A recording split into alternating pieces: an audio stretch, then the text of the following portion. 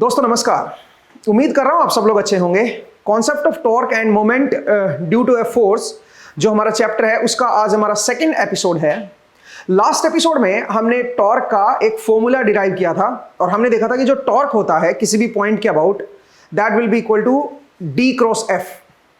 D का मतलब जहां पे फोर्स एक्ट कर रहा है उस पॉइंट की, जिस पॉइंट के अबाउट आपको टॉर्क चाहिए वहां से डिस्टेंस और डायरेक्शन भी उसमें इन्वॉल्व होनी चाहिए और उसको फिर क्रॉस प्रोडक्ट ले लो डी का एफ के साथ तो हमारे पास टॉर्क आ जाएगा। आज का जो एपिसोड है इसमें हम एक एक्सपेरिमेंट से शुरुआत करने जा रहे हैं और ये जो एक्सपेरिमेंट है ये आप रियल वर्ल्ड में बहुत सारी जगह पे इस्तेमाल करते हो। तो चलिए इसको जरा देखते हैं। हमारे पास यहां पे एक बोल्ट हमने टाइट कर रखा है, हम चाह रहे हैं इसको और ज्यादा टाइट करना। अब अगर आप इसको और ज्यादा टाइट करना चाह रहे हो या इसको लूज करना चाह रहे हो तो आपको एक मिनिमम टॉर्क इसके ऊपर अप्लाई करना पड़ेगा, तभी आप इसको टाइट या लूज कर पाओगे। टाइट करने के लिए भी आपको एक मिनिमम टॉर्क चाहिए और लूज करने के लिए भी आपको इसको मिनिमम टॉर्क चाहिए।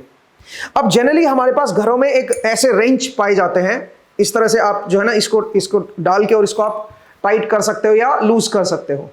तो इस तरह का मान लीजिए मेरे पास कोई रेंच है और मैं इसकी हेल्प से इसको टाइट करना चाह रहा हूं, तो मैं क्या करूंगा, मैं इसको इसके अंदर इस तरह से फंसाऊंगा और यहां पे मैं फोर्स लगाऊंगा। अच्छा होगा अगर मैं जो फोर्स लगाऊंगा वो इसके परपेंडिकुलर हो। क्यों? क्योंकि इस पॉइंट से और इस पॉइंट पे, क्योंकि मैं यहां पे फोर्स लगा रहा हूं तो इस पॉइंट से इस पॉइंट के बीच की जो डी है वो इस तरफ आएगी। तो अगर मैं उसके परपेंडिकुलर फोर्स लगाऊंगा तो साइन 90 की वैल्यू मेरी 1 बन जाएगी, मतलब टॉर्क मेरा ज्यादा मुझे मिलेगा। ठीक है, क्योंकि मेरी एक कैपेसिटी है फोर्स लगाने की, मैं उससे ज्यादा फोर्स क्रिएट नहीं कर सकता। अगर मैं इस यहां पे जोर लगाऊं अपने हाथ से तो इसका मतलब मेरे हाथ की एक कैपेसिटी है, भाई मैं इतना पर्टिकुलर न्यूटन का फोर्स अप्लाई कर सकता हूं, इससे ज्यादा नहीं कर पाऊंगा। तो कोशिश कीजिए कि वो फोर्स आप इस डी के परपेंडिकुलर अप्लाई करें सो दैट आपको टॉर्क ज्यादा से ज्यादा मिल जाए। ठीक है, तो सबसे पहला पॉइंट तो ये। बट कई बार ये होता है कि आपकी फोर्स की कैपेसिटी फिक्स है, तो आप चाहे आप इसको इस तरफ फोर्स लगा दो स्टिल आप इसको घुमा नहीं पाते हो, क्योंकि आपका फोर्स की वैल्यू ही कम है। आपकी एक फोर्स की लिमिट है कि भाई इतना ही फोर्स आप अप्लाई कर सकते हो। जैसे कि जरा देखिए, मेरे पास यहां पे एक 1 किलोग्राम का ब्लॉक है, तो ऑब्वियसली 1 किलोग्राम के ब्लॉक से जो फोर्स लगेगा एक तो ग्रेविटी की वजह से डाउनवर्ड लगेगा और कितना लगेगा, 9.81 न्यूटन का ही फोर्स लग सकता है। अब अगर मैं इसको यहां पे हैंग करूंगा इस जगह पे तो इसका मतलब 1.91 न्यूटन का ये टॉर्क इस पॉइंट के अबाउट ये लगा रहा है। लेकिन प्रॉब्लम ये है कि ये जो फोर्स लग रहा है ये इस डी वेक्टर के परपेंडिकुलर नहीं है। इसी इतने ही फोर्स से मैं ज्यादा टॉर्क ले सकता हूं यहां पे। उसके लिए मुझे करना यह होगा कि मुझे इसको हॉरिजॉन्टल करना होगा। ऐसे करने से मेरे को क्या फायदा होगा, जो डी है उसकी जो डायरेक्शन होगी उसके परपेंडिकुलर आ जाएगा मेरे पास ग्रेविटेशनल फोर्स। तो मैं इसको कोशिश करूंगा कि हॉरिजॉन्टल किया जाए। अब ये हॉरिजॉन्टल यहां पे फिलहाल खैर बनेगा नहीं, क्योंकि मैंने इसको हॉरिजॉन्टल लगाया तो ये थोड़ा तिरछा हो गया है, इसकी डिजाइन कुछ इस तरह का है। बट एनीवे ये सिचुएशन जो है ये पिछले के कंपैरिजन में ज्यादा टॉर्क आपको दे देगी। सेम फोर्स से आप अब ज्यादा टॉर्क लगा सकते हो। इसका मतलब कोशिश कीजिए कि डी जो वेक्टर है और जो एफ है वो दोनों एक दूसरे के परपेंडिकुलर हो जाएं, तो आप उतने ही फोर्स से ज्यादा टॉर्क क्रिएट कर सकते हो। लेकिन कई बार सिचुएशन ऐसी आती है कि आप बेशक परपेंडिकुलर कर लो, इसको डी को बिल्कुल परपेंडिकुलर करके और इसको ऐसे लगा दो, आपका टॉर्क आपको अभी फिलहाल मैक्सिमम पॉसिबल मिलेगा, बट वो भी सफिशिएंट नहीं होता इसको रोटेट करने के लिए। तो उस केस में क्या करें, भाई आपके पास फोर्स जो है वो 9.81 न्यूटन का ही है, इतना ही आप लगा सकते हो सोचिए, और आप चाहते हो यहां पर ज्यादा टॉर्क डेवलप करना, तो उसके लिए फिर क्या करना पड़ेगा आपको इस रेंज की जो लेंथ है वो बढ़ानी पड़ेगी। फिलहाल इसकी जो लेंथ है वो 200 mm है, आपको इसको बढ़ाना पड़ेगा। जितना आप दूर जाओगे उससे और जितना परपेंडिकुलर रखोगे अपने आप को, अपना जो फोर्स है उसको परपेंडिकुलर रखो डी से, और जितना आप दूर चलते चले जाओगे उतना आपका टॉर्क जो है वो बढ़ता चला जाएगा। मैं आपको एक एग्जांपल देता हूं, मैं आपको समझाता हूं जरा इसको एक एक्सपेरिमेंट से। तो उसके लिए मुझे अगेन ये मेजरिंग डिवाइस जो है ये लगाना पड़ेगा। तो मैं यहां पे मेजरिंग डिवाइस को सेट कर देता हूं और उसके बाद जरा देखते हैं कि अगर मैं सेम 9.81 न्यूटन को दूर लेके जाऊंगा, जितना दूर लेके जाऊंगा टॉर्क की रीडिंग को जरा देखते हैं। ठीक है, तो चलिए इसके नेक्स्ट पार्ट में मिलते हैं, इसको जरा सेटअप कर लेते हैं और उसके बाद इस एक्सपेरिमेंट को परफॉर्म करते हैं। तो चलिए दोस्तों, अब मैं रेडी हूं। हमने यहाँ पे जो मेजरिंग इंस्ट्रूमेंट है उसको लगा दिया है और मैं एक रोड को कनेक्ट करने जा रहा हूं।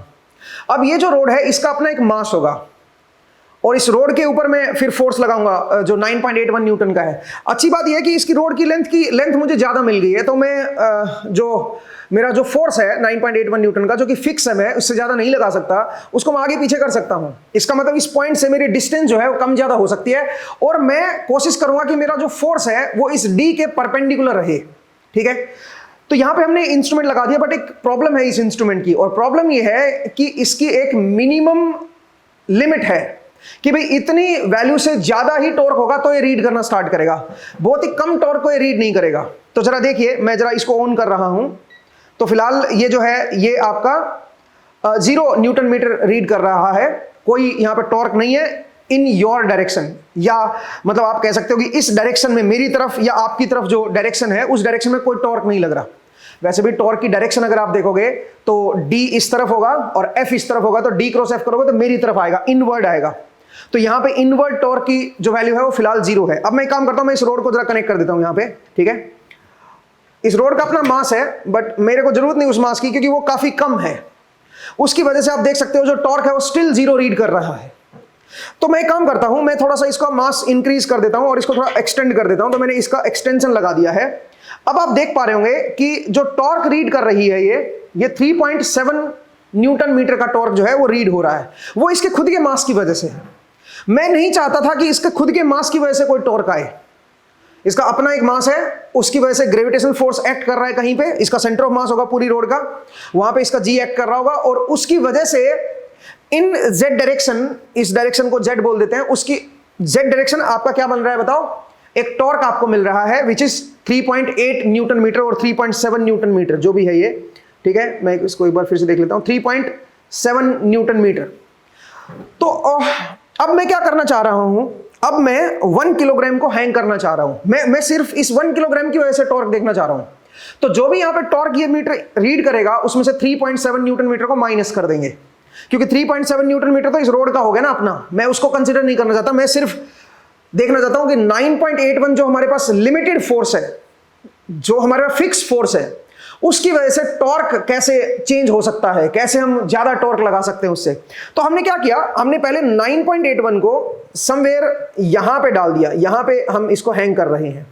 तो अभी जो टोटल रीडिंग है वो 5.5 दिखा रहा है, 5.5 न्यूटन मीटर। तो 5.5 में से 3.7 को मैं सब्ट्रैक्ट कर देता हूं, 5.5 माइनस 3.7, तो इससे हमारे पास जो रीडिंग आ रही है 1.8 न्यूटन मीटर की आ रही है। इसका मतलब ये जो फोर्स लगा रहा है, ये जो टॉर्क लग रहा है, अप्लाई कर रहा है यहां पे इस पॉइंट के अबाउट, वो आपका 1.8 न्यूटन मीटर का लगा रहा है। अगर मैं सिर्फ इसकी वजह से देखूं तो जितना मैं इस फोर्स को दूर करते जाऊंगा, और अच्छी बात यहां पे ये है कि मैंने परपेंडिकुलर रखा है इस फोर्स को। अब जरा देखिए, अब जो टॉर्क है वो 6.9 न्यूटन मीटर का दिखा रहा है, तो 6.9 का तो टोटल हो गया ना, उसमें तो 3.7 माइनस कर दो, 6.9 माइनस 3.7, क्योंकि 3.7 तो सिर्फ रोड की वजह से था। तो ये जो होगा ये आपका होगा 3.2 न्यूटन मीटर। अब ये 3.2 न्यूटन मीटर लगा रहा है फोर्स, टॉर्क अपना बढ़ गया है टॉर्क। पिछली बार 1.8 था, अब 3.2 हो गया। अब थोड़ा मैं इसको और पीछे लेके जा रहा हूं, तो मैं जरा इसको यहां पे कर देता हूं। जैसे मैं यहां पे करूंगा 8.3 में से 3.7 माइनस कर दो, तो 8.3 माइनस 3.7 करोगे तो आपका जो टॉर्क है अब 4.6 हो गया इसकी वजह से, इस पॉइंट के अबाउट। जितना आप पीछे की तरफ जाओगे ना, उतना आपका क्या होगा, सेम फोर्स से आप ज्यादा टॉर्क ले सकते हो। आप डी को बढ़ाते जा रहे हो तो सेम फोर्स से आपको ज्यादा टॉर्क मिल जाएगा। इवन कई बार सिचुएशन ऐसी आती है कि ये जो टॉर्क है ये सफिशिएंट नहीं होता इसको रोटेट करने के लिए, इसको टाइट करना या लूज करने के लिए। तो आप क्या करते हो, आप रोड को और लंबा ले लो भाई, थोड़ा और एक्सटेंशन बढ़ा लो। ठीक है, अब जब मैंने थोड़ा और एक्सटेंशन बढ़ाया तो इसकी वजह से, अकेले इस रोड की वजह से 5.1 न्यूटन है। ठीक है, तो मैं उसको तो कंसीडर करूंगा नहीं, मैं सिर्फ इसकी वजह से देखना चाह रहा हूं। तो इससे क्या होगा, और एक्सटेंशन लगाने से क्या होगा, और एक्सटेंशन लगाने से ये होगा कि जितना मैं इसको दूर लेके जाऊंगा उतना मुझे ज्यादा बेनिफिट मिलेगा, उतना इसको रोटेट करना सेम फोर्स से अब मेरे लिए ज्यादा हो जाएगा। तो आप देख सकते हो जब मैंने इसको हटाया तो ये 5.1 न्यूटन मीटर है, और जैसे मैं इसको लगा रहा हूं अब मेरे पास ये हो गया 12.7। तो 12.7 माइनस 5.1 आप करके आप देख सकते हो कि अब जो ये टॉर्क पैदा करेगा ज्यादा करेगा। तो यहां से हमने ये कंक्लूजन निकाला कि कई बार सिचुएशन ऐसी होती है कि हमें बोल्ट को टाइट करना होता है या लूज करना होता है, हमें उसके लिए ज्यादा टॉर्क की जरूरत पड़ती है, बट हमारा फोर्स लिमिटेड है। तो लिमिटेड फोर्स से अगर आपको ज्यादा टॉर्क लगाना है तो कोशिश करो कि जो रोड है, एक तो फोर्स उसके परपेंडिकुलर लगे, दूसरी बात ये जो रोड है ये लंबी भी हो। जितना आप दूर लेके जाओगे उसको लंबा लगा के और फिर फोर्स लगाओगे तो आपको ज्यादा टॉर्क मिल जाएगा। कई बार आपने देखा होगा कि बहुत सारे लोग जो है वो ट्रक के टायर को टाइट करते हैं या लूज करते हैं। जब पंचर हो जाता है तो उस टायर को खोलते हैं, जब टायर फट जाता है तो आपने देखा होगा कि जो उसके बोल्ट लगे होते हैं टायर में वो बड़े टाइट लगे होते हैं। उनको अकेला छोटी रोड से खोलना मुश्किल है। अगर आप छोटी सी रोड लेके और उसको पकड़ के और घुमाओगे वो घूमेगा नहीं। तो उसके लिए क्या करते हैं फिर वो रोड के साथ एक एक्सटेंशन लगाते हैं, थोड़ी लंबी रोड लेते हैं और लंबी रोड के ऊपर फिर फोर्स लगाते हैं। इवन कई बार तो आदमी खुद चढ़ जाता है रोड के ऊपर और फिर उसको नीचे प्रेस करते हैं, तब जाके वो बोल्ट जो है वो लूज होता है। जितना आप लंबी रोड लोगे उतना आपके लिए आसानी होगी। फॉर द सेम फोर्स से आप ज्यादा टॉर्क ले सकते हो ऐसे केस में। और कोशिश करो कि फोर्स को परपेंडिकुलर लगाया जाए। जितना आप फोर्स को परपेंडिकुलर एंगल से अवे जाओगे, मतलब कुछ डिफरेंट एंगल पे लगाओगे, अगेन आपका टॉर्क जो है वो कम हो जाएगा। ठीक है, मुझे उम्मीद है आपको ये एक्सपेरिमेंट समझ आया। अब इसी एक्सपेरिमेंट पे बेस्ड एक क्वेश्चन को भी जरा डिस्कस करते हैं। तो चलिए वापस हम बोर्ड पे चलते हैं और इसी तरह का एक क्वेश्चन जो है उसको डिस्कस करते हैं, सो दैट आपकी अंडरस्टैंडिंग थोड़ी और बेहतर हो।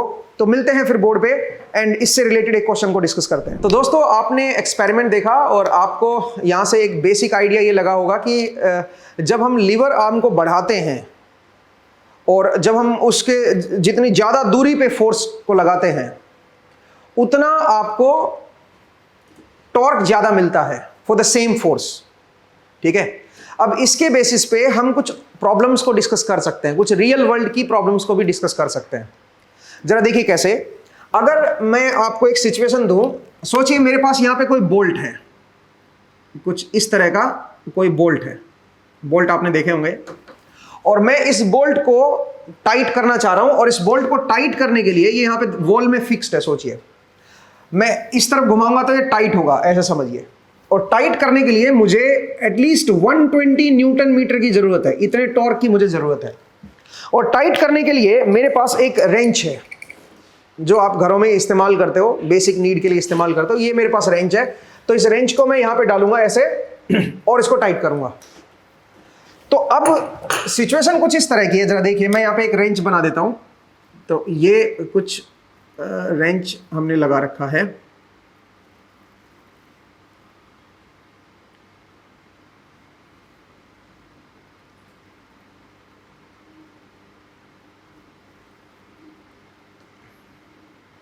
ये कुछ इस तरह का हमारे पास रेंच है। ठीक है जी,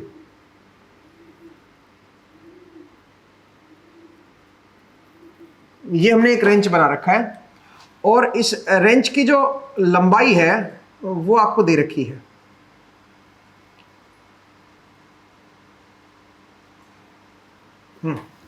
कुछ इस तरह का है और इसकी लंबाई वैसे तो 200 mm दी हुई है, मैं 300 ले लेता हूं चलो। ठीक है, ये 300 mm का मान लीजिए रेंच है मेरे पास। अब मैं इसके ऊपर फोर्स लगा रहा हूं, तो ऑब्वियसली मुझे जो फोर्स लगाना होगा वो ऐसे हाथ से पकड़ के ही लगाना पड़ेगा ऐसे। ठीक है, क्योंकि मैं अपने हाथ से घुमा रहा हूं इसको। तो जब मैं अपने हाथ से पकड़ूंगा तो मेरे हाथ की जो विड्थ है वो तो काफी लंबी है भाई, तो मेरा जो फोर्स होगा वो ऑब्वियसली इनके बीच में मुझे मानना पड़ेगा कहीं पे कि यहां पे कहीं पे एक्ट कर रहा है फोर्स। ठीक है, तो इसका मतलब है मेरा फोर्स मान लीजिए यहां पे समवेयर एक्ट कर रहा है इस जगह पे, और ये जो डिस्टेंस है ये मैं मान लेता हूं 200 mm है। यहां से लेके और यहां तक की जो डिस्टेंस है वो मैं मान लेता हूं 200 mm है। और मैं मैक्सिमम जो फोर्स लगा सकता हूं मेरे हाथ से वो मान लीजिए केवल मैं 200 न्यूटन का लगा सकता हूं। एक मिनट के लिए ऐसे मान लेते हैं। तो 200 न्यूटन मैं इसके बिल्कुल परपेंडिकुलर लगा रहा हूं, क्योंकि परपेंडिकुलर लगाने से मुझे क्या मिलेगा, ज्यादा से ज्यादा पॉसिबल टॉर्क मिल सकता है। आप बोलोगे सर परपेंडिकुलर क्यों लगाना चाहिए? फोर्स को जब भी आपको ज्यादा टॉर्क चाहिए तो फोर्स को आप परपेंडिकुलर लगाओ। क्यों भाई? डी के परपेंडिकुलर लगाओ, क्योंकि आप जानते हो टॉर्क क्या होता है। टॉर्क होता है डी क्रॉस एफ। तो अगर मैं यहां पे लिखूं तो d का मैग्नीट्यूड इंटू एफ का मैग्नीट्यूड इंटू साइन थीटा। अब आप चाह रहे हो मैक्सिमम हो, तो d और f के बीच का जो एंगल होना चाहिए वो 90 का होगा, तो मैक्सिमम आपको टॉर्क मिल जाएगा। अब जरा सोचिए, यहां से अगर आपको d वेक्टर दिखाना होगा तो इस पॉइंट को जोड़ता हुआ d वेक्टर इधर आएगा, तो उसके परपेंडिकुलर अगर आपको फोर्स दिखाना होगा तो इस तरफ दिखाओगे भाई, तभी तो d और f के बीच 90 डिग्री का एंगल आएगा। तो आपको मैक्सिमम टॉर्क, पॉसिबल मैक्सिमम जो भी आपका लग सकता है, वो आप मैक्सिमम टॉर्क यहां पे अप्लाई कर रहे हो, क्योंकि आपके हाथ से सोचिए केवल आप 200 न्यूटन का ही टॉर्क लगा सकते हो। तो क्या ये नट घूम पाएगा? क्या इसको आप घुमा पाओगे? क्या इसको आप टाइट कर पाओगे? सवाल ये, इसको टाइट करने के लिए 120 न्यूटन मीटर का टॉर्क चाहिए अपने को। तो एक काम करते हैं, यहां से जरा टॉर्क निकाल लेते हैं सबसे पहले। तो टॉर्क अगर हम निकालेंगे तो ये बनेगा 200 न्यूटन इनटू ये जो डिस्टेंस है डी, डी की वैल्यू है 0.2 मीटर, तो ये तो 40 न्यूटन ही बना भाई। साइन 90 भी आएगा, साइन 90 को मैंने लिखा नहीं, तो 40 न्यूटन ही बना, जबकि चाहिए कितना अपने को? अपने को तो 120 न्यूटन मीटर चाहिए, ये तो लेकिन 40 न्यूटन मीटर ही बना, तो पॉसिबल नहीं हो पाएगा, आप इसको टाइट नहीं कर पाओगे। तो अब हम क्या करें इसको टाइट करने के लिए? तो उसके लिए हमने क्या किया है, हमने एक एक्सटेंशन रोड लगाई है इसके साथ, ठीक है। एक और हम रोड डाल रहे हैं। जैसे देखो, जितने भी रेंच होते हैं ना, उनके पीछे एक होल दिया जाता है। ये होल देने का पर्पज ही ये होता है, मतलब आप इससे हैंग भी कर सकते हो, आप इसमें एक्सटेंशन भी लगा सकते हो, कोई एक्स्ट्रा रोड डाल के और उससे लंबाई बढ़ा लो इसकी, ठीक है। तो मान लीजिए मैंने इसके अंदर एक रोड डाल दी है, एक आयरन रोड डाल दी है, एक एक्सटेंशन रोड डाल दी है। उससे क्या हो गया, इसकी लेंथ जो है वो थोड़ी बढ़ गई है। एक सरिया डाल दिया इसके अंदर, ठीक है, इस तरह से। और ये जो सरिया है, ये जो रोड डली है, ये आपका मान लीजिए जो रेंच है उसके साथ 30 डिग्री पे डली है। ऐसे 30 डिग्री एंगल पे हमने ये सरिया डाल दिया है। और फिर से हम इसको पकड़ रहे हैं, यहां से ये इसकी, यहां से हम इसके ऊपर फोर्स लगा रहे हैं, ऐसे फोर्स लगा रहे हैं। लेकिन इस बार जो फोर्स लग रहा है वो इसके परपेंडिकुलर नहीं लगा रहे हम लोग, ठीक है। इसके परपेंडिकुलर तो ये होता, ठीक है। उससे मान लीजिए कुछ 15 डिग्री पे लगा रहे हैं, 15 डिग्री पे हम फोर्स लगा रहे हैं। अगेन हमारी जो कैपेसिटी है वो 200 न्यूटन की है, तो 200 न्यूटन अब मैं 15 डिग्री पे लगा रहा हूं।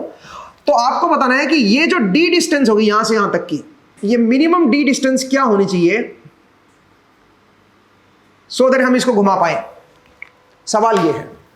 तो देखो किस तरह से हम प्रैक्टिकल, जो हमने एक्सपेरिमेंट देखा उसको कैसे हम प्रैक्टिकली इस्तेमाल में लेके आ रहे हैं, ठीक है। आप जो है ऐसे रोड लेंथ इंक्रीज करके आप फॉर द सेम फोर्स आप टॉर्क को ज्यादा ले सकते हो, ठीक है। तो उसके लिए आपने को बताना है कि डी की लेंथ मुझे क्या लेनी होगी सो दैट मैं इसको टाइट कर सकूं। तो अब ये इसको हम कैसे देखेंगे, जरा देखिए दोस्तों। इसके 2-3 तरीके हैं। एक तरीका तो ये है, इसको मैं डी बोल देता हूं।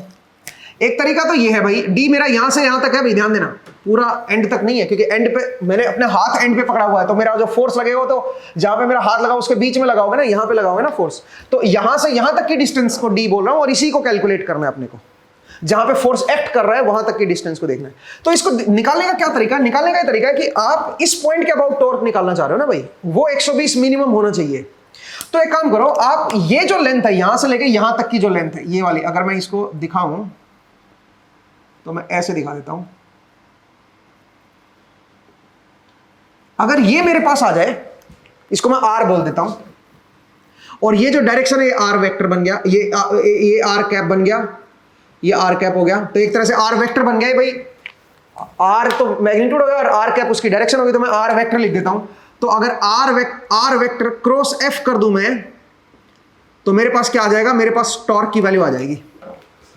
उसके लिए मुझे एंगल भी चाहिएगा इनके बीच का, ये भी चाहिएगा, तो ये एंगल भी मुझे निकालना पड़ेगा भाई, और ये मैग्नीट्यूड भी निकालना पड़ेगा, ठीक है। तो आप इस तरह से टॉर्क कैलकुलेट कर सकते हो। और भी एक तरीका है, और वो क्या तरीका है जरा देखिए। एक और तरीका भी है जो थोड़ा सा आपको आसान लगेगा, आप इस तरह से खुद करके देखें ट्राई। आप इस मैग्नीट्यूड को निकाल के देखें, ये मैग्नीट्यूड कितना होगा, ये एंगल को निकाल के देखें कितना आएगा। थोड़ा लंबा जाएगा बट आप ट्राई करें। एक और तरीका भी है, और वो क्या तरीका जरा देखिए। मैं इस डायरेक्शन को एक्स एक्सिस मान लेता हूं, यहां पे मैं मान लेता हूं ये भाई मेरी एक्स एक्सिस है, और इसको एक्सट्रापोलेट कर देता हूं 1 मिनट के लिए। ये मैं मान रहा हूं कि मेरी एक्स एक्सिस है, ठीक है। और इसके परपेंडिकुलर क्या होगी बताओ जरा। इसके परपेंडिकुलर मेरी होगी वाई एक्सिस, ये मेरी होगी वाई कैप, और ये मेरा हो गया एक्स कैप, ठीक है। अब मैं काम कर रहा हूं, ये मेरा ओरिजिन हो गया। अब मैं सबसे पहले इस पॉइंट के कोऑर्डिनेट निकाल रहा हूं, जहां पे फोर्स एक्ट कर रहा है, उस पॉइंट के कोऑर्डिनेट निकाल रहा हूं। कैसे निकालूंगा, 0.3 तो ये हो गया, यहां से लेके यहां तक की 0.3 तो ये हो गया, और डी को मैं ऐसे परपेंडिकुलर ड्रॉप कर लेता हूं इसके ऊपर, यहां से मैं परपेंडिकुलर ड्रॉप कर लेता हूं, ठीक है। तो आप बताओगे ये लेंथ कितनी आएगी और ये लेंथ कितनी आएगी। जब मैं इतनी लेंथ इधर चलो और इतनी लेंथ इधर चलोगे तो यहीं पे पहुंच जाओगे भाई। तो इसका मतलब है ये जो लेंथ आएगी ये बनेगी 0.3 plus D cos 30, cos 30 is √3/2। ये तो बन गया आई कैप, सही है भाई। ये मेरा आई कैप में इधर चलना पड़ेगा और जे कैप में कितना चलना पड़ेगा बताओ जरा, d/2 जे कैप, सही है जी। तो आप इस पॉइंट पे पहुंच जाओगे। इसका मतलब है मेरे पास ये वेक्टर आ गया, आर वेक्टर आ गया। अगर मैं आई कैप इधर मान लूं और जे कैप इधर मान लूं तो फिर मैंने आर वेक्टर को निकाल दिया है डी की टर्म्स में, सही है भाई। अब सवाल है मेरा एफ का, एफ कैसे कैलकुलेट करें। एफ के भी दो कंपोनेंट बनेंगे भाई, जरा देखिए कैसे। एफ को अगर आप ध्यान से देखो, ये 30 है, ये 90 है, ये 60 हो जाएगा।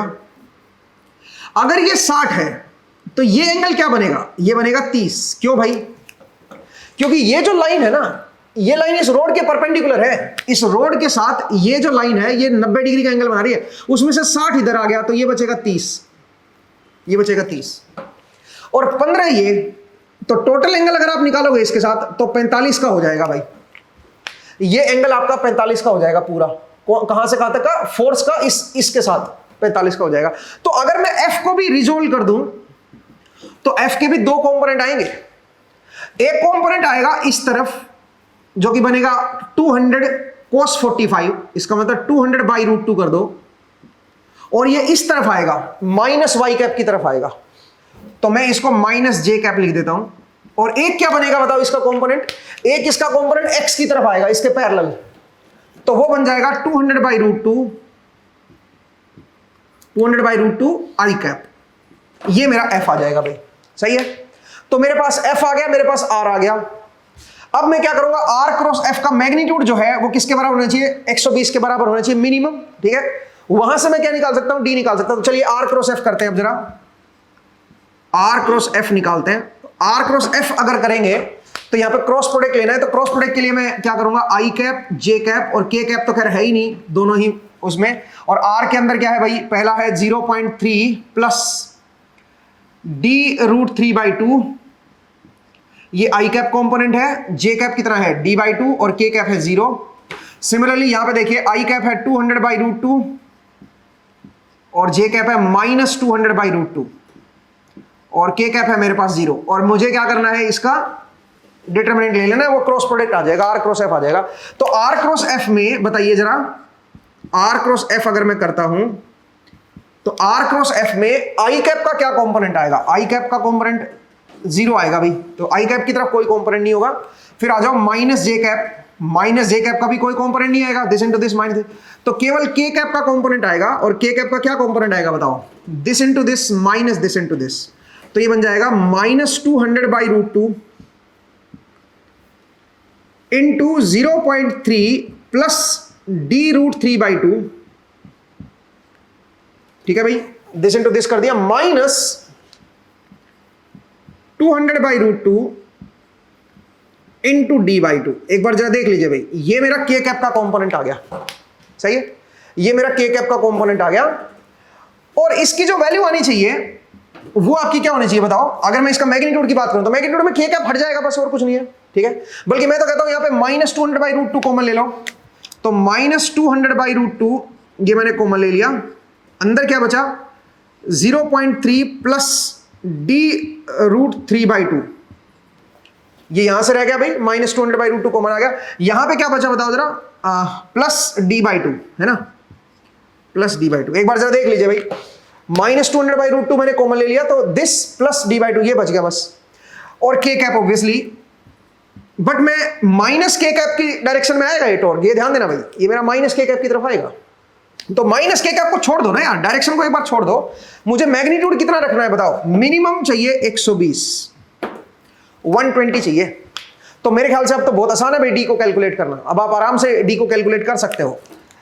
0.3 प्लस डी को कॉमन ले लो तो ये बनेगा d/2, बल्कि कॉमन ले लो तो ये बनेगा 1 + √3, और बराबर की इधर क्या आ जाएगा, बराबर की इधर जाएगा 120√2 डिवाइड बाई क्या हो जाएगा 200। एक बार जरा देख लो भाई, सही है।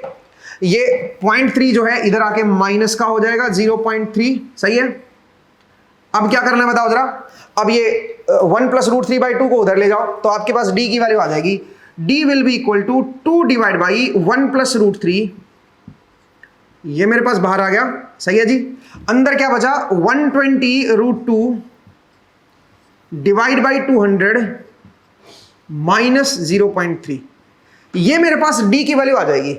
इसको आप इजीली कैलकुलेट कर सकते हो दोस्तों। तो मेरे पास कैलकुलेटर है, मैं इवन कैलकुलेट भी कर देता हूं। वैसे तो आपको करना चाहिए ये, ठीक है।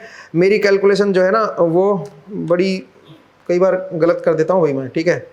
120 रूट 2 डिवाइड बाई 200 माइनस 0.3।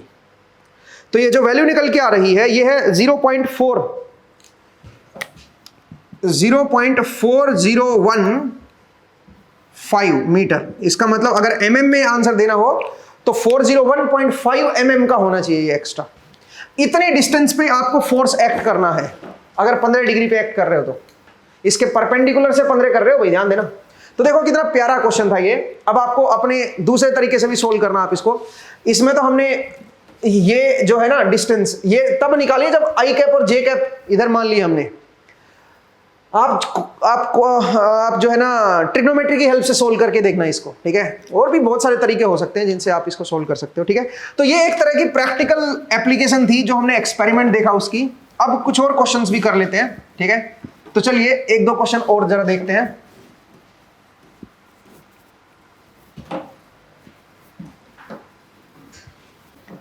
जरा देखिए दोस्तों, एक क्वेश्चन है। क्वेश्चन कुछ इस तरह का है कि मेरे पास एक क्रेन है,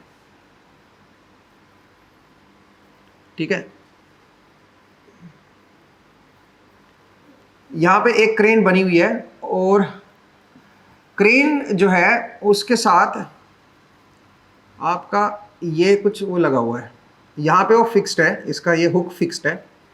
ये हुक जो है ये यहां पे इन्होंने वो लगा रखा है, अभी क्रेन पे लगा रखा है ये, ठीक है। और ऐसे कुछ ये सिस्टम इन्होंने बनाया हुआ है क्रेन का, ठीक है। यहाँ पे इसके वो रोड सी लगी हुई हैं, आप जानते हो क्रेन में जो लगती हैं, ठीक है। और यहाँ पे एक रस्सी जो है वो कनेक्टेड है यहाँ पे, और यहाँ पे एक मोटर है। मोटर से क्या कर रहे हैं, उस रस्सी को हम लपेट रहे हैं, ठीक है। अब ये जो हाइट दे रखी है ये मान लीजिए 1 मीटर दे रखी है आपको। जो हॉरिजॉन्टल लेवल है ना, ये हमारा हॉरिजॉन्टल लेवल, ठीक है। यहां से 1 मीटर हाइट पे ये इसका लगा हुआ है, ठीक है। और यहां से लेके यहां तक की जो लेंथ है ये आपकी है मान लीजिए 8 मीटर, ठीक है। और ये जो एंगल है ये आपको दे रखा है 30 डिग्री। ये वाला जो एंगल है ये मान लीजिए आपको दे रखा है 30 डिग्री, ठीक है। 30 डिग्री पे रस्सी ऐसे बनी हुई है। यहां पे अब आपका ये रस्सी घूम के यहां पे कोई हुक लगा हुआ है, उस हुक के साथ कनेक्टेड है। यहां पे ग्राउंड में कोई हुक लगा हुआ है, उस हुक के साथ ये कनेक्टेड है। यहां से कोई होल मान लो, यहां पे कुछ जैसे वो हमारे सीवरेज के जो होल होते हैं ना उसको लगा रखा है, और उसको जब खींचेंगे तो ऊपर खींचेगा ये। तो ये जो है यहां पे आपको दे रखा है कि 6 किलो न्यूटन का फोर्स यहां पे लगा रही है। ये रस्सी जो है ये 6 किलो न्यूटन से इसको इधर खींच रही है, या आप कह सकते हो यहां पे 6 किलो न्यूटन का फोर्स इधर है। यहां से जो ये डिस्टेंस है इसकी ये x है। ये डिस्टेंस आपको x दे रखी है। आपको बताना है x की मैं क्या वैल्यू लूं कि भाई इस फोर्स की वजह से यहां पे जो टॉर्क है वो मैक्सिमम आ जाए। फाइंड x, आपको x बताना है such that 6 kilo Newton force create maximum torque about point P। ये पॉइंट है P भाई, अबाउट पॉइंट P। जो पॉइंट P है उसके अबाउट मैक्सिमम टॉर्क क्रिएट कर दे, ठीक है। तो x की वैल्यू आपको बतानी है कि क्या लूं मैं। तो मुझे एक बात बताओ जरा भाई, इस पॉइंट के अबाउट ये जो फोर्स है 6 किलो न्यूटन का, यही 6 किलो न्यूटन इधर भी तो आएगा। जरा सोचिए ना, सोचिए यहां पे ये लगा हुआ है तो आप कॉमन सेंस लगाओ, यहां पे अगर 6 किलो न्यूटन है तो यहां पे भी 6 किलो न्यूटन आएगा। और इस पॉइंट के अबाउट मैक्सिमम टॉर्क इसको पैदा करने के लिए ये एंगल कितना होना चाहिए बताओ? ये एंगल आपका 90 डिग्री होना चाहिए। सही बात है, ये 90 डिग्री होना चाहिए, तभी ये इस पॉइंट के अबाउट मैक्सिमम टॉर्क पैदा करेगा। तो एक काम करते हैं, मैं इस लाइन को थोड़ा एक्स्ट्रापोलेट कर लेता हूं। ये मुझे पता चल गया कि 90 डिग्री है, तभी तो मैक्सिमम टॉर्क होगा भाई। ठीक है, ये 30 डिग्री है और ये 8 है। तो पहले एक काम कर लेते हैं, यहां से भी मैं इसको परपेंडिकुलर ड्रॉ कर लेता हूं, ये लेंथ निकाल लेता हूं पहले। क्या है ये लेंथ? क्या निकलेगी भाई बताओ? ये राइट एंगल ट्रायंगल बन गए, तो ये लेंथ है 8, इस लेंथ को मैं L बोल देता हूं। तो L cos 30, L cos 30 कितना होना चाहिए बताओ? 8 होना चाहिए भाई। ये तो आपको दे रखा ना, मैक्सिमम टॉर्क क्रिएट कर रहा है, ये मैक्सिमम टॉर्क क्रिएट कर रहा है, तो इसका मतलब यहां पे 90 होना चाहिए। तो अगर मैं इस लेंथ को L बोल दूं तो L cos 30 has to be 8, तो यहां से L की वैल्यू आ गई मेरे पास 8 इंटू 2/√3। cos 30 इज √3/2 ना, तो 16/√3 आ गया भाई। ये L की वैल्यू मेरे पास आ गई है 16/√3। सही है। अब सुनिए, अगर ये 30 है तो ये एंगल क्या बनेगा? 60। तो इधर भी 60 बनेगा, ये बनेगा 30। ठीक है जी। ये L मुझे पता चल गया 16/√3, ये हाइट मुझे पता है 1।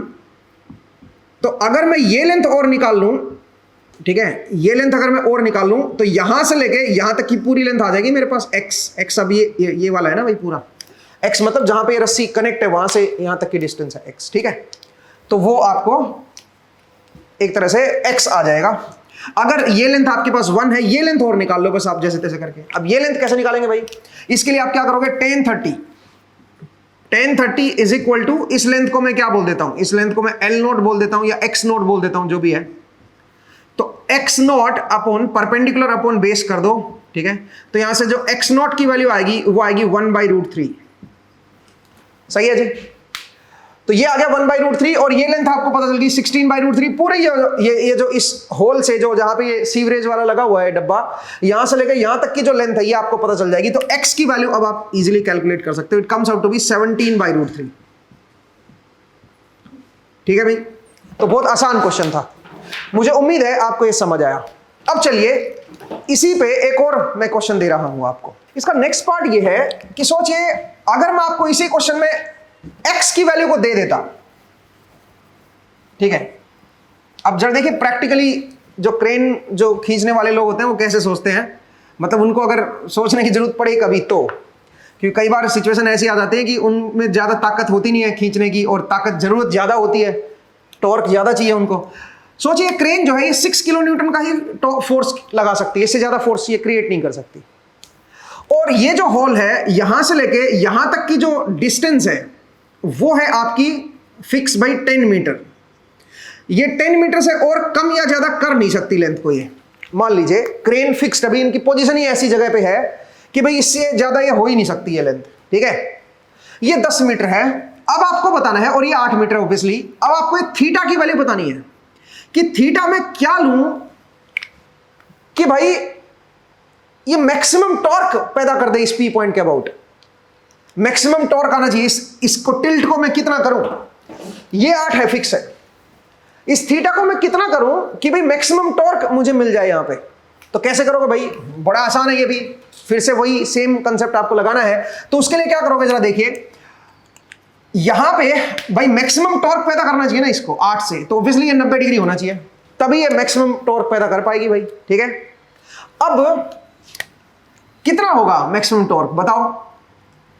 वो होगा आपका 6 किलो, मतलब ये 90 होगा, सीधी बात है। ठीक है, कितना होगा उसको छोड़ो, ये 90 होगा तब ये मैक्सिमम टॉर्क पैदा कर पाएगी।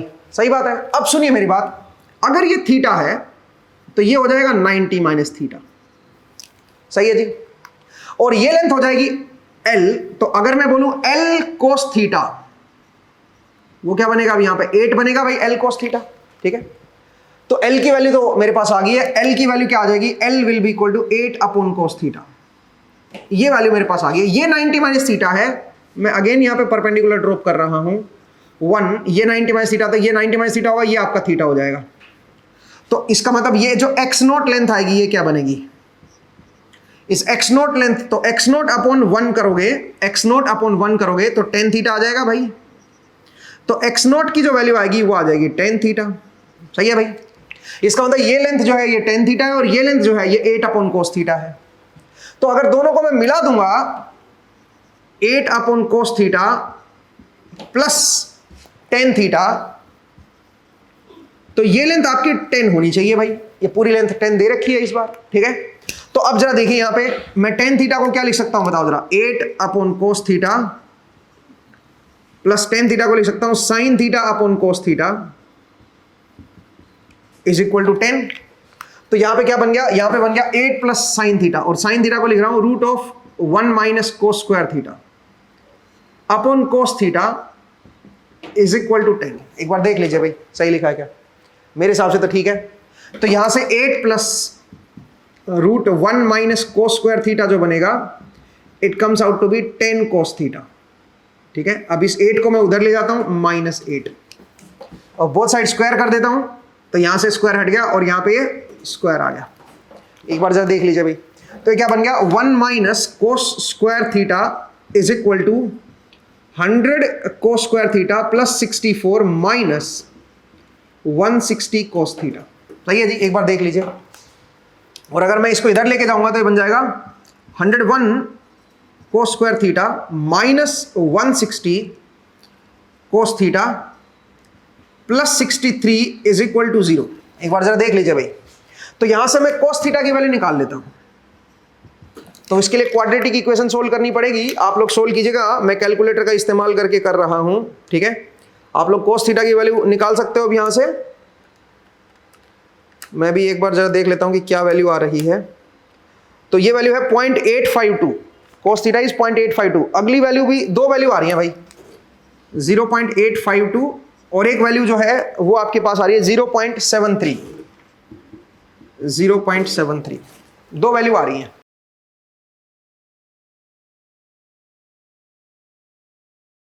तो इस तरह से आप जो है एंगल को कैलकुलेट करोगे भाई। मुझे उम्मीद है आपको ये समझ आया। चलिए अब एक स्टेप और आगे बढ़ते हैं और नेक्स्ट क्वेश्चन की तरफ बढ़ते हैं। एक और क्वेश्चन करते हैं, जरा देखिएगा।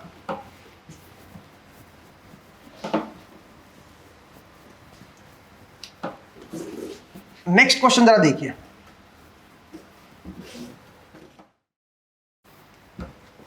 क्वेश्चन कुछ इस तरह का है दोस्तों कि मेरे पास एक कोऑर्डिनेट सिस्टम दे रखा है, ठीक है। ये मान लीजिए आई कैप डायरेक्शन है, ये जे कैप डायरेक्शन है और ये के कैप डायरेक्शन है, ठीक है। और यहां पे एक प्लेन बनी हुई है, एक प्लेन है ऐसी, इस तरह की प्लेन है। ये जो पॉइंट है ये है 0,0,3, ये है मेरा 3,0,0 और ये पॉइंट है 0,4,0, ठीक है भाई। ये पॉइंट है मेरा ए, ये पॉइंट है मेरा बी। अब आपको ये दे रखा है कि एक फोर्स यहां पे एक्ट कर रहा है और ये जो फोर्स है ये प्लेन के परपेंडिकुलर है। ध्यान देना, ये जो एफ है ये आपको दे दिया, सोचिए 100 न्यूटन का, and this force is perpendicular to this plane. आपको बताना है torque due to this force about point B. तो फोर्स क्या है बताओ भाई, एफ जो है F is perpendicular to the plane, plane के परपेंडिकुलर है force. Find the torque due to F about point B. About point B के अबाउट इस फोर्स की वजह से टॉर्क आपको कैलकुलेट करना है। तो जरा देखिए, मुझे जहां पे ये फोर्स एक्ट कर रहा है ना वहां से और बी की, ये डी वेक्टर मुझे पता है, इसको डी वेक्टर बोलो या आर वेक्टर बोलो। डी वेक्टर क्या बनेगा बताइए, डी वेक्टर जो बनेगा वो बनेगा, ये जो वेक्टर है ये निकाल लो ना यहां से यहां तक का, वही तो डी वेक्टर बनेगा। तो डी वेक्टर बनेगा 0 - 3, तो -3 आई कैप प्लस 4 जे कैप, ये बनेगा भाई डी वेक्टर। इस पॉइंट से इस पॉइंट के बीच में, क्योंकि जहां पे जिस पॉइंट पे फोर्स एक्ट कर रहा है और जिसके अबाउट आपको टॉर्क बताना है, वहां से इस पॉइंट का आपको डी पता चल गया। सवाल यह है कि एफ की डायरेक्शन क्या आएगी। अगर एफ का मैग्नीट्यूड तो मुझे पता है कि 100 है, मुझे इसकी डायरेक्शन और चाहिए भाई। डायरेक्शन अगर और आ जाएगी तो मजे आ जाएंगे। उसके बाद तो फिर डी क्रॉस एफ करना है, वो तो बहुत आसान है, फिर वो तो आप मेरे ख्याल से इजीली कर लोगे। डायरेक्शन कैसे देखें, डायरेक्शन इसके परपेंडिकुलर है प्लेन के। तो एक काम करते हैं, प्लेन का जो सरफेस है उसकी इक्वेशन लिखते हैं। प्लेन की क्या इक्वेशन बनेगी? तो प्लेन की इक्वेशन बनेगी x/3 plus y/4 plus z/3 is equal to 1। क्योंकि आपको इंटरसेप्ट पता है भाई, x के साथ क्या है, y के साथ क्या है, z के साथ क्या है। तो x में 3 पे है, y में 4 पे है, z में 3 पे है। ठीक है, तो ये आपका होना चाहिए भाई।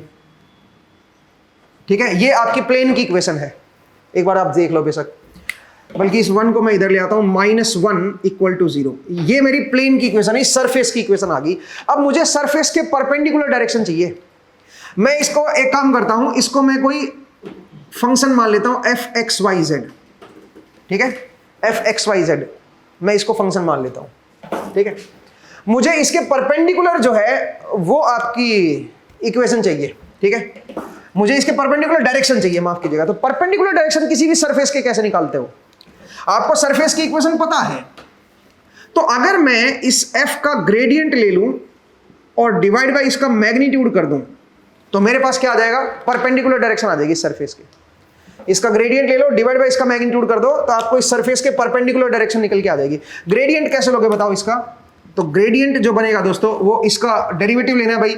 तो 1/3 i cap plus 1/4 j cap plus 1/3 k cap, ये तो इसका ग्रेडियंट होगा। डिवाइड बाय इसका मैग्नीट्यूड कर देते हैं, इसका मैग्नीट्यूड बनेगा 1/9 प्लस 1/16 प्लस 1/9। ठीक है भाई, तो ये जो डायरेक्शन आएगी ये इस प्लेन के परपेंडिकुलर डायरेक्शन आ जाएगी। अब इसको आप फर्दर थोड़ा सा सिंप्लीफाई कर लो। ठीक है, और उसके बाद जो है आप इसको लिख ही सकते हो। जरा देखिए, तो अगर मैं इसको सिंप्लीफाई करूंगा तो ये बनेगा 1/3 i cap plus 1/4 j cap plus 1/3 k cap. और जो मैग्नीट्यूड है इसको अगर मैं देखूं तो 16 × 9 LCM आ जाएगा। तो 3 × 4 को मैं ऊपर लिख देता हूं, नीचे रूट के अंदर क्या बनेगा बताओ जरा? रूट के अंदर यहाँ पे बनेगा इसको 2/9 कर दो ना भाई, ये एक ही बात है।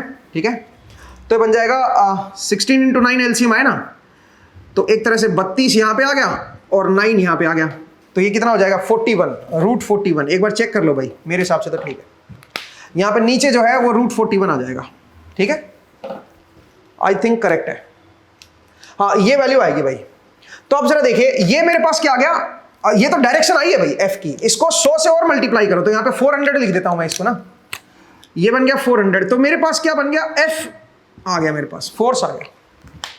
तो कुल मिला के मेरे पास क्या बन गया? फोर्स की मैग्नीट्यूड भी आ गया, डायरेक्शन भी आ गई, और d का भी मेरे पास आ गया। तो अब क्या करना है? अब बताओ, टॉर्क निकालना है मुझे। तो टॉर्क बनेगा d क्रॉस f। वो अब आप सब लोग जानते हो कि कैसे हम उसको कैलकुलेट करते हैं, तो वो आप खुद कर लीजिए भाई। ठीक है, तो मुझे उम्मीद है आपको ये क्वेश्चन जो है समझ आया। कई बार इस तरह के क्वेश्चंस भी आ जाते हैं कि फोर्स जो है वो प्लेन के परपेंडिकुलर है। ठीक है, ध्यान दीजिएगा। तो उसकी डायरेक्शन कैसे निकालेंगे? प्लेन की इक्वेशन से ही निकलेगी डायरेक्शन। ठीक है, और आपको ये जो कनेक्टिंग पॉइंट है, ये डी की वैल्यू यहां से आपकी निकल आएगी, इससे आप कैलकुलेट कर सकते हो। तो मुझे उम्मीद है कि आज का जो एपिसोड है ये आपको समझ आया। अगले एपिसोड में फिर से आपसे मुलाकात होगी और कुछ नए कंसेप्ट्स को सीखेंगे भाई अगले एपिसोड में। ठीक है, तो आज के लिए इतना ही करते हैं दोस्तों। नेक्स्ट एपिसोड में फिर से आपसे मुलाकात होगी। अपना ख्याल रखिए, पढ़ते रहिए, मुस्कुराते रहिए। नेक्स्ट टाइम मिलेंगे। Thank you.